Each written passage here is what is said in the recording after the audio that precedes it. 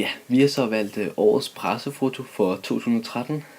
Ja, det er skønheden, magien og den svævende æstetisk i dette foto, der gør det interessant. Fornemmelsen af at svæve gennem vandet.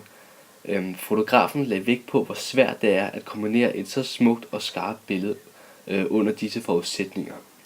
Fotografen bruger kameraet som øjenåbner og fanger ting, man ellers ikke vil se, samt at boblerne fortæller en skjult historie om de mennesker, der er længere nede i dybet. Billedet er taget ud af en serie. På billedet ser vi en person, der er under vandet.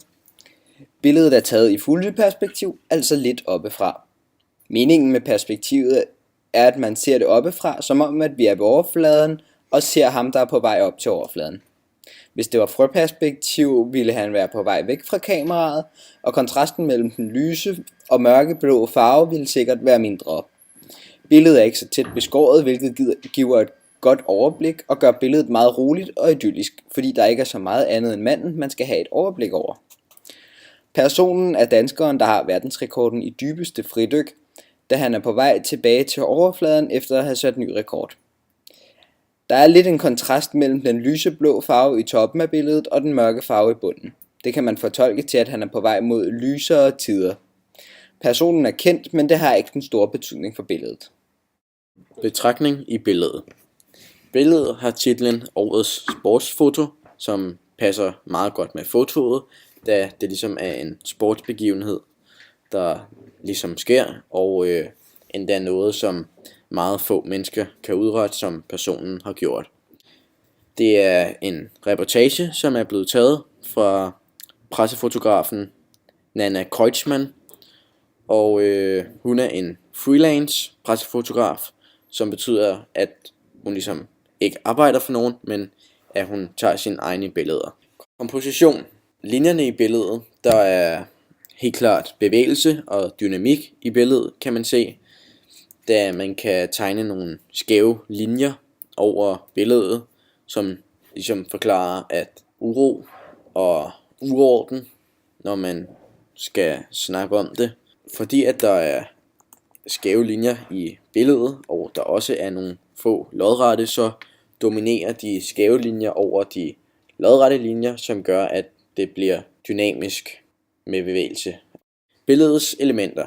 Man kan se linjen, eller snoren, der er ved siden af dykkeren, og derudover så er der så de mange bobler, som jeg også sagde før, hvor jeg bare lige vil pointere denne gang, at boblerne tættest på kameraet, de er meget sløret i forhold til dem, der er længere væk, og dem, der er henne ved ham, de er meget mere tydelige.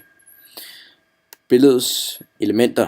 Jeg har observeret størrelsesforholdet på billedet, der får manden til at virke mindre i forhold til sine omgivelser. Det jeg tænker er meningen med billedet, er ligesom at forbinde vandet med noget utrygt, farligt og foruroligende på samme tid. Altså, der er også noget symbolik i billedet, kan man sige, der gengiver, at han er alene og under vandet, og derfor er på egen hånd, uden nogen til at hjælpe ham, hvis der skulle optræde nogle farlige situationer. Undergenre.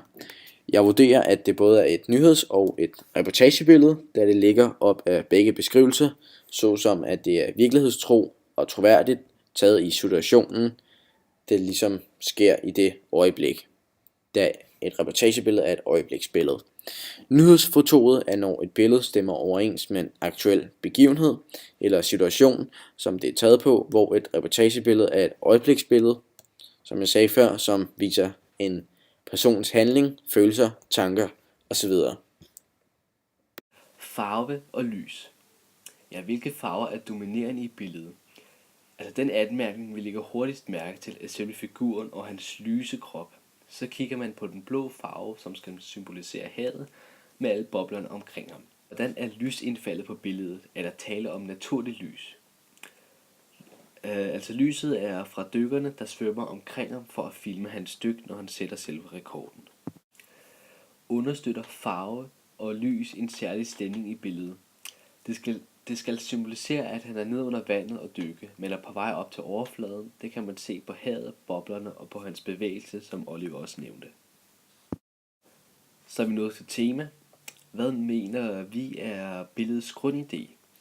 Altså som sagt er der en lille historie til billedet, som lyder: Alexei Molanov er en af de mennesker, der har været dybest uden ilt.